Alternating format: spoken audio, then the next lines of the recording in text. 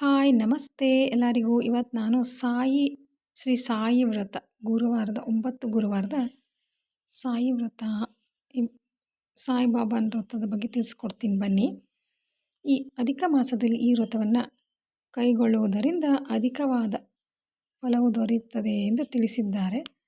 ಅದಕ್ಕೋಸ್ಕರ ಈ ಬುಕ್ಕನ್ನು ಬುಕ್ ಸ್ಟಾಲ್ ಅಥವಾ ಇದರ ಒಂದು ಎಲ್ಲೆಲ್ಲಿ ಸಿಗುತ್ತೆ ಅಂತ ಗೊತ್ತಿರುತ್ತಲ್ವ, ಆ ಥರ ಶಾಪ್ಗಳಲ್ಲಿ ಬುಕ್ಕನ್ನು ತೆಗೆದುಕೊಂಡು ಬಂದು ನೀವು ವ್ರತವನ್ನು ಮಾಡಬಹುದು. ಇದು ಅಷ್ಟೊಂದು ಕಠಿಣವಾದ ಸೋಮವಾರ ವ್ರತದ ಥರ ಕಠಿಣವಾದ ವ್ರತವಾಗಿರುವುದಿಲ್ಲ. ಸರಳವಾದ ಸುಲಭವಾದ ವ್ರತವಾಗಿರ್ತದೆ. ಮತ್ತು ಈ ವ್ರತವನ್ನು ಯಾರು ಬೇಕಾದರೂ ಮಾಡ್ಕೊಬಹುದು. ಓಕೆನಾ? ಈ ವ್ರತವನ್ನು ವಯಸ್ಸಾದವರು ಮಾಡ್ಕೊಬೋದು, ಚಿಕ್ಕ ಮಕ್ಕಳು ಕೂಡ ಮಾಡ್ಕೊಬೋದು. ಮತ್ತು ಈ ವ್ರತದಲ್ಲಿ 5 ಗುರುವಾರ, 7 ಗುರುವಾರ ಅಥವಾ 9 ಈ ವ್ರತವನ್ನು ಹೇಗೆ ಸಂಖ್ಯೆಗಳ ಮೂಲಕ ಆಚರಿಸ್ತೀವೋ ಅದೇ ಥರ ಅಷ್ಟೇ ಬುಕ್ಗಳನ್ನು ತಂದು ನಾವು ಕೂಡ ನಮ್ಮ ಫ್ರೆಂಡ್ಸಿಗೆ ಅಥವಾ ನಮ್ಮ ರಿಲೇಟಿವ್ಸ್ಗೆ ಯಾರಿಗಾದರೂ ಕೊಡಬೇಕಾಗುತ್ತೆ. ಈ ವ್ರತದ ಒಂದು ಮಹಿಮೆಯನ್ನು ಎಲ್ಲರಿಗೂ ತಿಳಿಸ್ಕೊಡ್ಬೇಕಾಗುತ್ತೆ. ಅದೇ ಥರ ಈ ವ್ರತದಲ್ಲಿ ಬುಕ್ಕಲ್ಲಿ ಬರೆದಿದ್ದಾರೆ. ಇದನ್ನು ಓದ್ಕೊಂಡ್ರೆ ನಿಮ್ಗೆ ಗೊತ್ತಾಗುತ್ತೆ. ಓಕೆನಾ? ಈ ಬುಕ್ ತಂದು ಮೊದಲೇ ಓದ್ಕೊಳ್ಳಿ, ಆಮೇಲೆ ವ್ರತ ಮಾಡಲು ಪ್ರಾರಂಭ ಮಾಡಿ. ಇದು ನಂಬಿಕೆಯಿಂದ ಈ ವ್ರತ ಮಾಡಿದರೆ ಎಲ್ಲರಿಗೂ ಫಲವು ದೊರೆತಿದೆ ಅಂತೆ. ನನ್ನ ಫ್ರೆಂಡ್ ನನಗೆ ಈ ಬುಕ್ಕು ಅವಳು ಮಾಡಿದ್ಲು ಅಂತ ಕೊಟ್ಟಿದ್ದಾಳೆ. ನಾನು ಕೂಡ ಮಾಡ್ತೀನಿ, ನಿಮಗೂ ಒಳ್ಳೆಯದಾಗಲಿ ಅಂತ ಹೇಳ್ತಾ ಇದ್ದೀನಿ. ನೀವು ಕೂಡ ಮಾಡಿಕೊಳ್ಳಿ. ಈ ವ್ರತದಲ್ಲಿ ಉಪವಾಸ, ನೀರನ್ನು ಕುಡಿಯೋದಾಗಿರೋದು ಆ ಥರ ಎಲ್ಲ ಏನೂ ಇಲ್ಲ. ನಾವು ಬೆಳಗ್ಗೆ ಬೇಗ ಎದ್ದು ಮನೆಯನ್ನು ಸ್ವಚ್ಛಗೊಳಿಸಿ ಸ್ನಾನ ಮಾಡಿದ ನಂತರ ಈ ವ್ರತವನ್ನು ಮುಗಿಸಿ ಅಂದರೆ ಈ ಪೂಜೆಯನ್ನು, ಸಾಯಿಬಾಬಾನ ಪೂಜೆಯನ್ನು ಮುಗಿಸಿ ಮತ್ತು ನಾವು ಊಟ ತಿಂಡಿ ಏನು ಬೇಕಾದ್ರೂ ಮಾಡ್ಕೊಬೋದು. ಸಾಯಿಬಾಬಾನಿಗೆ ನೈವೇದ್ಯಕ್ಕೆ ಅಂತ ಹಾಲು ಸಕ್ಕರೆ ಕೂಡ ನೈವೇದ್ಯ ಮಾಡ್ಬೋದು. ಮತ್ತು ಹೆಸರು ಬೇಳೆಯಿಂದ ಕಿಚಡಿ ಅಂತ ಮಾಡ್ತಾರಲ್ವ, ಅದನ್ನು ನೈವೇದ್ಯ ಮಾಡಿ ಈ ಸಾಯಿಬಾಬಾಗೆ ಏನು ನೈವೇದ್ಯ ಮಾಡ್ತೀವೋ ಅದನ್ನೇ ನಾವು ಕೂಡ ತಿಂದುಬಿಟ್ರೆ ಆಯಿತು. ಓಕೆನಾ? ಈ ಸರಳವಾದ ಸುಲಭವಾದ ವ್ರತವನ್ನು ನೀವು ಕೂಡ ಮಾಡಿಕೊಳ್ಳಿ. ಮತ್ತು ಈ ವ್ರತವನ್ನು ಮಾಡುವಾಗ ಈಗ 2 ಗುರುವಾರ 3 ಗುರುವಾರ ಆಗ್ತಿದ್ದ ಹಾಗೇ ಕೆಲವೊಬ್ಬರು ಮಂತ್ಲಿ ಪ್ರಾಬ್ಲಮ್ ಇರುತ್ತಲ್ವ, ಅವರು ಆ ಗುರುವಾರವನ್ನು ಬಿಟ್ಟು ನೆಕ್ಸ್ಟ್ ಮುಂದಿನ ಗುರುವಾರ ಮತ್ತು ಕಂಟಿನ್ಯೂ ಮಾಡ್ಬೋದು.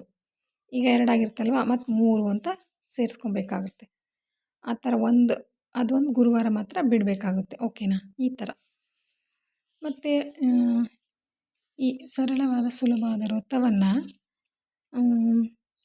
ಈ ಥರ ಆಚರಿಸಿದ ಕೊನೆ ವಾರದಲ್ಲಿ ಮಾತ್ರ ಸಿಹಿ ತಿನಿಸು ನೈವೇದ್ಯ ಅಂತ ಮಾಡ್ಕೊತೀವಲ್ಲ, ಅದನ್ನು ಏನಾದರೂ ತುಂಬ ಎಷ್ಟು 2, 3, 4 ಥರದ ಐಟಮ್ಸ್ಗಳನ್ನು ಕೂಡ ಮಾಡಿಕೊಳ್ಬೇಕಾಗುತ್ತೆ. ಗುರುಗಳಿಗೆ ಸಿಹಿ ತಿನಿಸುಗಳನ್ನು, ಮಿಠಾಯಿ ಆಗಿರ್ಬೋದು, ಪಾಯಸ, ಈ ಥರ 2, 3 ಥರದ್ದು. ಏಕೆಂದರೆ 5 ಗುರುವಾರ ಮಾಡಿರ್ತೀವಲ್ವ, ಅದಕ್ಕೋಸ್ಕರ 5 ಥರದ್ದು ಮಾಡಿದರೆ ಇನ್ನೂ ಒಳ್ಳೆಯ ಫಲ ಅಂತ ಅನಿಸುತ್ತೆ. ನೋಡಿ, ಇದರಲ್ಲಿ ಬರೆದಿದ್ದಾರೆ, ಅದೇ ಥರ ಮಾಡಿಕೊಳ್ಳಿ. ಈ ಸರಳವಾದ ಸುಲಭವಾದ ಸಾಯಿ ಬಾಬಾನ ವ್ರತ ಈ ವ್ರತ ಮಾಡುವಾಗ ಓಂ ಸಾಯಿ ಮೃತ್ಯುಂಜಯಾಯ ನಮಃ ಅನ್ಕೋತಾ ಇರ್ರಿ. ಓಕೆನಾ? ಮತ್ತು ಈ ಬುಕ್ಕಲ್ಲಿರುವ ಹಾಗೆ ಸಾಯಿ ಅಷ್ಟೋತ್ತರ ಅಂತ ಇದೆ, ಅದನ್ನು ವ್ರತ ಕತೆ ಓದಲು ಆಗದೇ ಇರುವವರು ಅಷ್ಟೋತ್ತರ ಕೂಡ ಹೇಳ್ಕೊಂಡು ಇರ್ಬೋದು. ಓಕೆನಾ? ಬರೀ ಅಷ್ಟೋತ್ತರ ಅಷ್ಟೇ ಹೇಳ್ಕೊಬೋದು. ಈಗ ಸಮಯ ಇಲ್ಲ, ನಾವು ಈ ವ್ರತ ಮಾಡಬೇಕು ಅಂತ ಹೇಳುವವರು ಪೂಜೆಗೆ ಮಾತ್ರ ಹಳದಿ ಹೂಗಳನ್ನೇ ಉಪಯೋಗಿಸ್ಬೇಕು. ಕೇವಲ ಹಳದಿ ಅಷ್ಟೇ. ಕೆಂಪಿತ್ತು, ಹಸಿರಿತ್ತು, ನೀಲಿ ಹೂವಿತ್ತು ಅಥವಾ ಬೇರೆ ಯಾವ್ಯಾವುದೋ ಕಲರ್ ಇತ್ತು ಅಂತ ಈ ಸಾಯಿಬಾಬನಿಗೆ ಮುಡಿಸುವ ಹಾಗಿಲ್ಲ. ಕೇವಲ ಹಳದಿ ಹೂವಿನಿಂದ ಪೂಜೆ ಮಾಡಿಕೊಳ್ಳುವಂಥ ಒಂದು ವ್ರತ. ಹೂವಿನಲ್ಲಷ್ಟೇ ಒಂದು ಕಟ್ಟುನಿಟ್ಟಾದ ಒಂದು ಆಚರಣೆ ಇದೆ, ಬೇರೆ ಎಲ್ಲ ಸರಳವಾಗಿರುತ್ತೆ ಅಷ್ಟೇ. ಓಕೆನಾ?